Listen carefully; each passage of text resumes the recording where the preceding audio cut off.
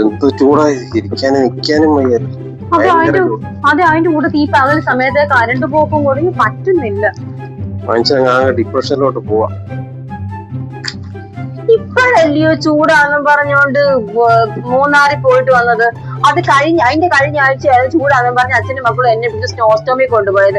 ചുമ്മാ പൈസ കളയാൻ സമ്മതിക്കത്തില്ല. അഥവാ പോയെന്ന് വെക്കുക, ഇപ്പൊ രേഷൻ ഒറ്റയ്ക്ക് പോകത്തില്ല. രേഷൻ ഞങ്ങൾ 3 പേരെ കൊണ്ടല്ലേ പോകുന്നത്. നമ്മൾ 4 പേരുടെ പോയി അവിടെ പോയി റൂം എടുക്കണം, ഫുഡ് കാര്യങ്ങൾ എന്നെ കൊണ്ട് പോയി. ഞാൻ വരുന്നില്ല, എന്നെ കൊണ്ട് പോയി.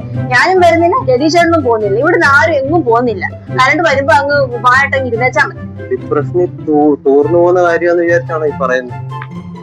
പിന്നെ ഡിപ്രഷൻ എന്താ ഉദ്ദേശിച്ചെന്ന് വല്ല മനസ്സിലായോ? എന്തോ തണുപ്പ് തലവ. കാരണം ചൂടാന്നും പറഞ്ഞാണല്ലോ കഴിഞ്ഞ വട്ടം മൂന്നാറിലും പോയത്. കഴിഞ്ഞ ആഴ്ച മൂന്നാറിലും പോയത്, സ്നോസ്റ്റോമിലും പോയത്.